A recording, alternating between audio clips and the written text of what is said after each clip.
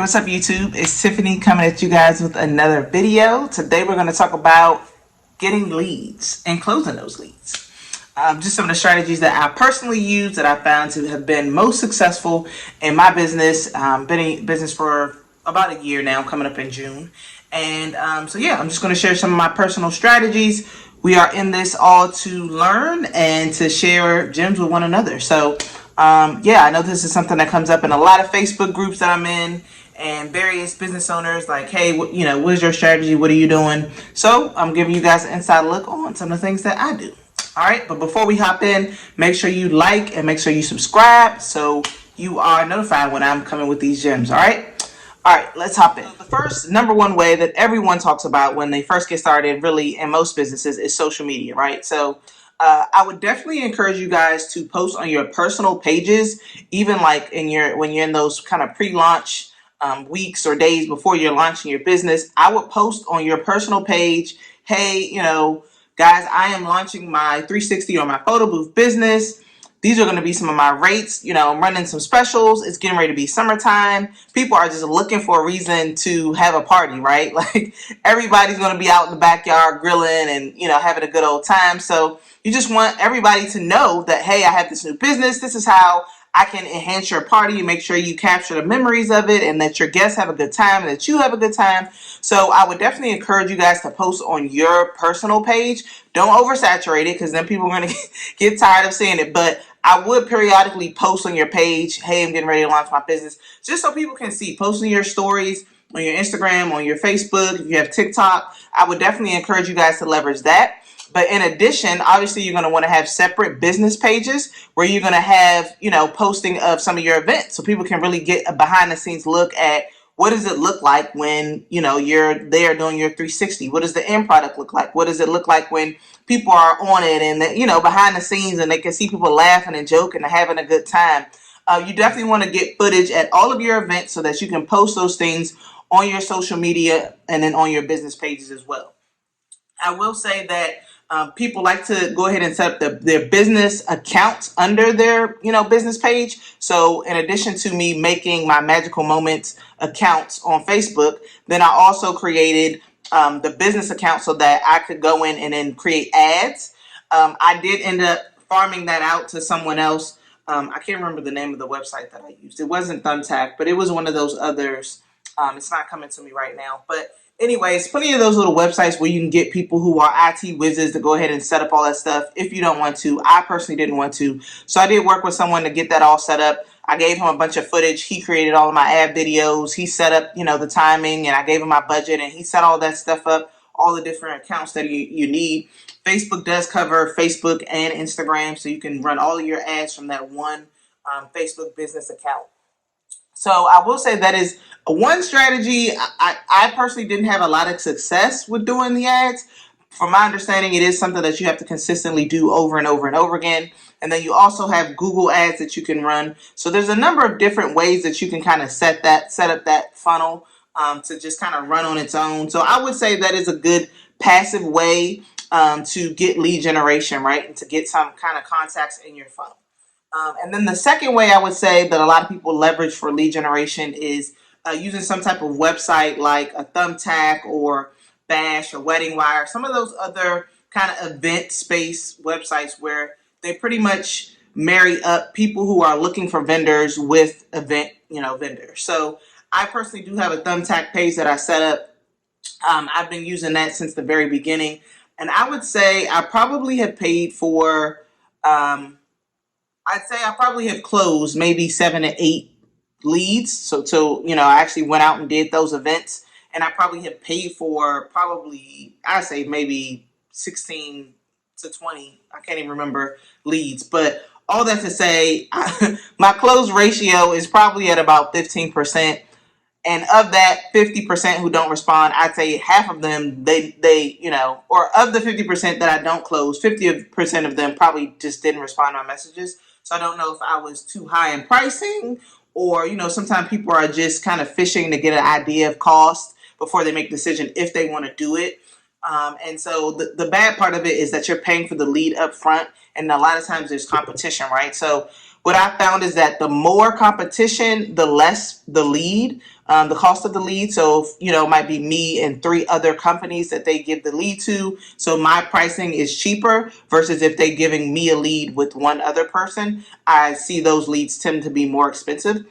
So they can start to add up, especially around this time of year, depending on your budget, but you can set your budget to what you want to spend per week, and then it'll, send you leads. The only negative thing is, like I said, you're paying up front, so you don't know how hot that lead is, right? So I try to be very responsive. As soon as I get the lead, I respond right away. They give you a phone number. I usually send them a text as well as a message, because my goal is really to get them on the phone, right? So getting the lead is one thing, but then closing that lead is a whole nother thing. So my goal always when I reach out to those people is trying to talk to them and get them on the phone, because then that is really where your sales skills can be put to work. A lot of times in messaging, things can get lost, people get distracted.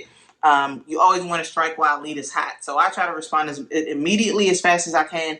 Try to get that person on the phone, because I'd say generally the people that I get on the phone, I usually have a high ratio of closing those people. But one other thing I will say, you kind of got to keep in mind with those websites is, like I said, there is competition.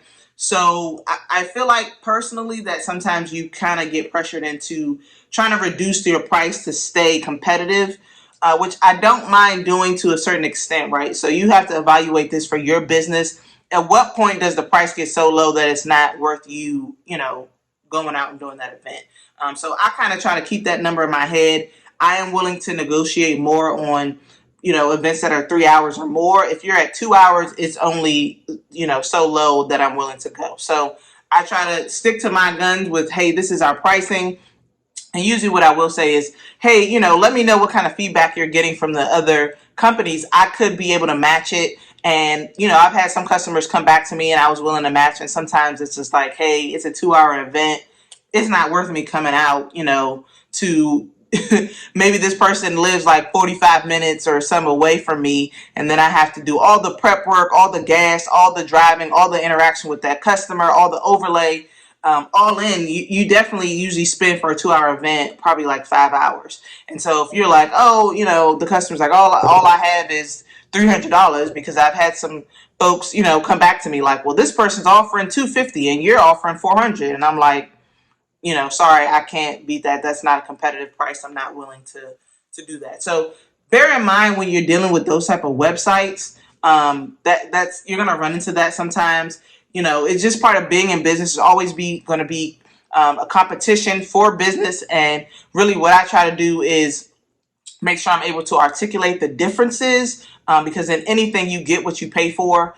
Sometimes people are just looking for the bottom line for the cheapest price. And then you do have some people who are like, hey, I'm willing to pay a little bit more because you're throwing in the backdrop, or you're throwing in, your overlays look better, or your end product look better. So that's why I like to get people on the phone to, again, make that connection with them. That's always critical in business is connecting with the person and letting them kind of feel and get to know you. Say, hey, I had a connection with her. We had a good conversation. She talked to me a little bit more about the business, about, how they're going to enhance my event. I can tell that she's a real business person and is business minded. This isn't just some run of the mill thing that she just does, I mean, I do it on the side, but I do take my business very seriously. And I think customers, that comes across when you're communicating with them. So I just try to do it that way, but I definitely would say advise, just be mindful when you're doing those types of websites that there is stiff competition in a lot of instances.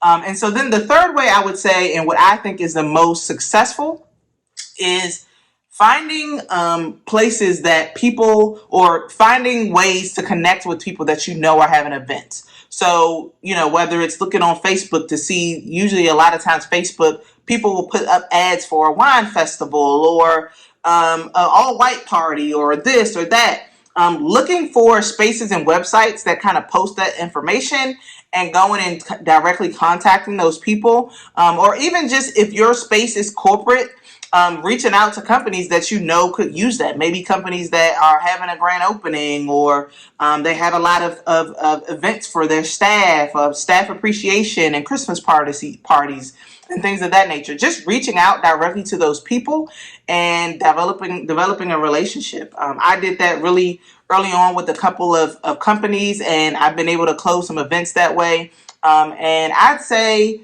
minus the events that I've gotten from Thumbtack and just from people that I knew, the rest of them have just been from me directly contacting. You will get, once you set up your website, you set up your Google, page, and you set up all your social media, you will get, leads kind of coming to you.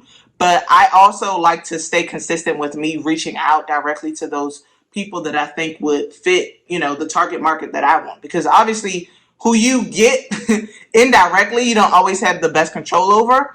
But the people that you reach out to is all in your hands, right? So you can decide, hey, my target market is corporate events. Because again, usually the bottom line is better there. You're going to get a better quality of customer. They probably won't try to nickel and dime you. They really are going to care about the quality of the product that you're producing, so they probably would be willing to pay more.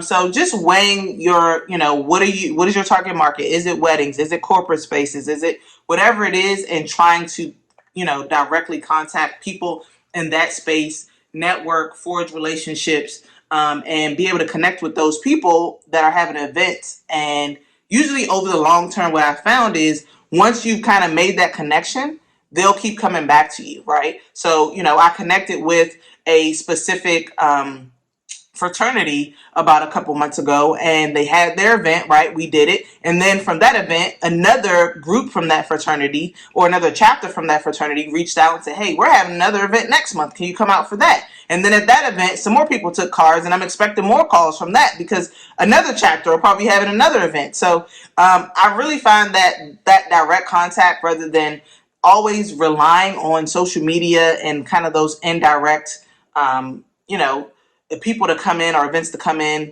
I don't know. I personally don't want to just kind of leave it to chance, right? I always want to be going after what I want in my target market, because after a while, doing the backyard parties is cool, doing the cookouts and stuff like that. But those to me are kind of short-sighted, right? Like you can only have those, at least in this area, during a certain time of year.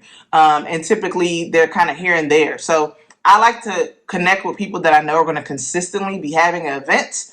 And that way we can forge a relationship that will be reoccurring. Those will be those repeat customers. The name of the game is repeat business, right? You don't want to be having to keep doing Facebook ads to get more and more people when you could easily forge relationships with maybe, however many businesses that consistently have events and keep sending you people, right? We always want to be working smarter, not harder. So I would definitely say, closing on those people that I've contacted directly, you might have to step out of your comfort zone, right? It's not a fun thing to do for me to reach out to people, whether it's via phone or email or however, or social media. But I have found that from that, the people who do respond, I usually close them, right? So you're going to get a ton of people who don't respond, but that's okay. We're not looking for every person. We're only looking for your target customer. And once you get relationships built with a bunch of people who are your target customer, at that point, it's a win-win situation, right? So I would say that's where I spend my most time, is focusing on my target market and contacting people in that group. And that's what I would say I would recommend people who are just getting started, or even if you're not, to spend their most time, right? Once they get everything set up, and all those kind of indirect things set up where you got your ads and you got, all of those things, don't just rely solely on social media to indirectly grab people for you. You can, as a business owner, go out and meet people. Even if it's as simple as wearing your t-shirt when you go out to places and talking to people when you're going to different events or parties or whatever, you're at the mall, or you never know. You could see somebody who, hey, this business says that they're getting ready to have a grand opening party, in a couple weeks. Maybe I'll go up and talk to the owner and see if they're interested. I've been at restaurants out eating just with my family and talk to the owner like, hey, would you guys be interested? I have a photo booth. Do you have events here? So I would just say, guys, get creative. Always be thinking about how you can provide value to other business owners, and you will always see opportunities to promote your business. All right. So I've been talking for over 13 minutes now, so I'm going to stop because that's way too long. But anyhow, I'm wishing you guys all the best in your lead generation and closing. I definitely will be doing more videos on this topic because I know it is an important one. All right, so with that being said, I will catch you on the next video. All right, peace, YouTube.